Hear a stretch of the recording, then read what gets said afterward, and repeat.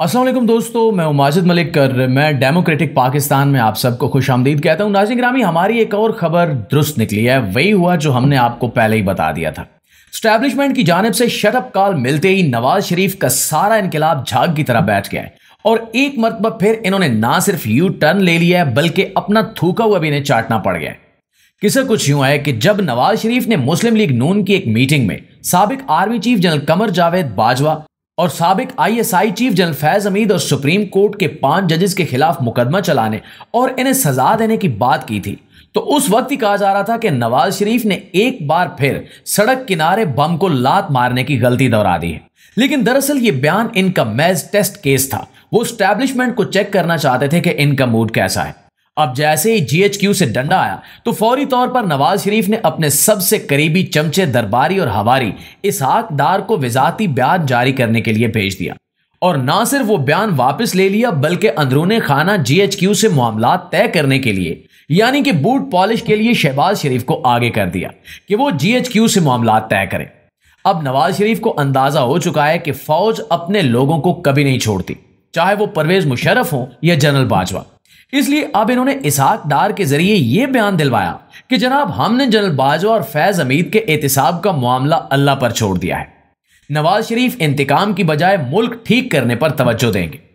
अब यहां सवाल यह पैदा होता है कि अगर नवाज शरीफ इंतकाम लेने के मूड में नहीं थे तो फिर उन्होंने वो बयान क्यों दिया था।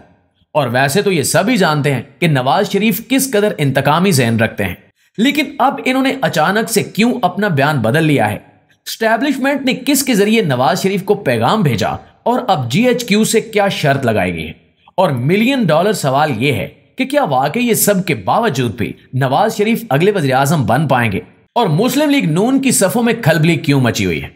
तो नाज़रीन, पहले तो निगरान वज़ीर दाखिला सरफराज बुगटी ने बयान दागा था कि नवाज शरीफ को वतन वापसी पर गिरफ्तार किया जाएगा और अब निगरान वज़ीर आज़म अनवारुल हक काकड़ ने भी साफ साफ लफ्जों में बता दिया है कि अगर नवाज शरीफ वतन वापस आते हैं तो इन्हें अपने केसेस का सामना करना पड़ेगा।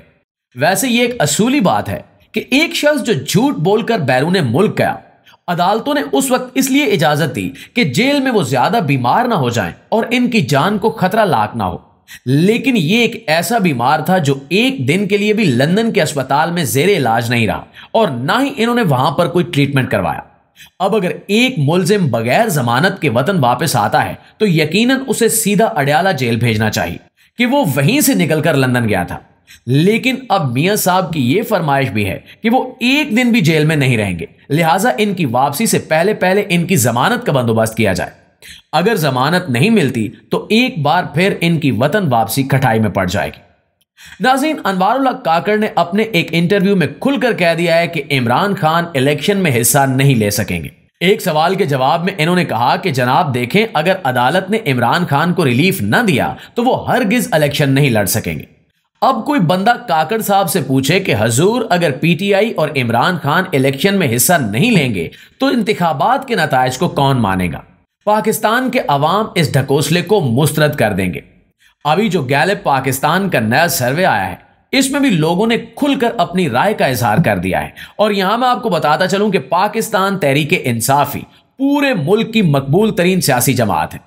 लीडर्स की बात हो तो आधी कौम ने इमरान खान को अपना राहबर, लीडर और कायद करार दिया है। दूसरे नंबर पर मकबूलियत के एतबार से लोगों ने तहरीक लब्बैक पाकिस्तान के साद रिजवी को अपना निजात दहिंदा या लीडर करार दिया है।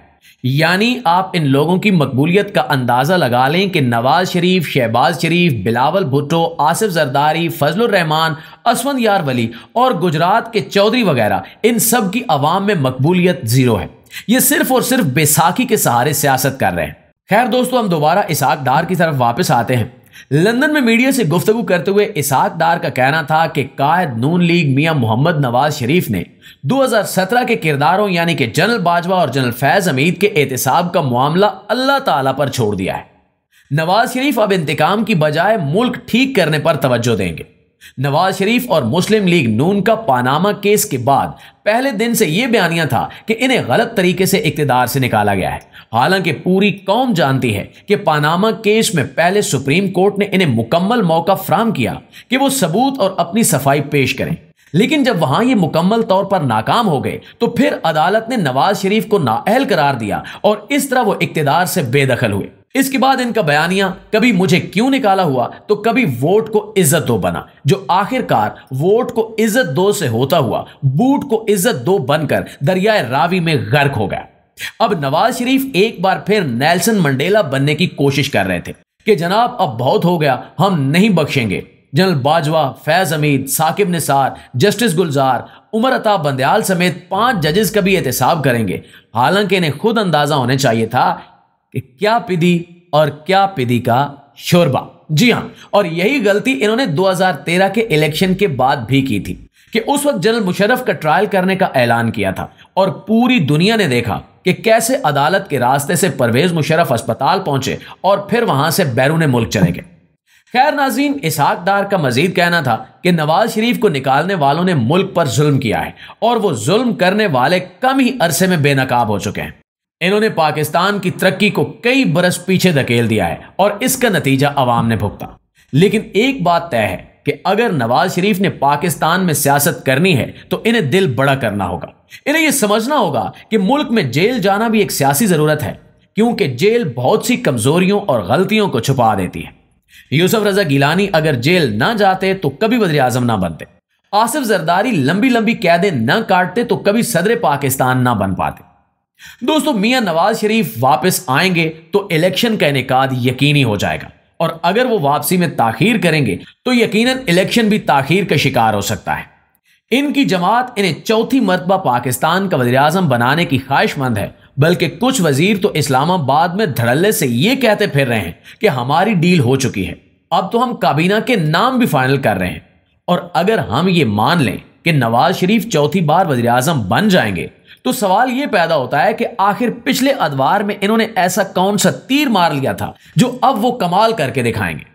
नवाज शरीफ 3 मरतबा वज़ीर आज़म रह चुके हैं और तीनों मरतबा अपने ओहदे की मुद्दत पूरी नहीं कर सके। कभी गुलाम इसहाक खान से छेड़खानी इन्हें भारी पड़ी तो कभी वहीद काकड़ ने इन्हें घर भेजा और फिर अक्टूबर 1999 में परवेज मुशर्रफ ने मियां साहब का धड़न तख्ता कर दिया। खैर दोस्तों, ये सब तारीख है और तारीख का ये सबक इंतहाई आम है कि इससे कोई सबक नहीं सीखता। इसी तरह अभी तक नवाज शरीफ ने भी कुछ सीखने की जहमत गवारा नहीं की कि आखिर क्या वजह है कि वो कभी भी अपनी मुद्दत पूरी नहीं कर सके।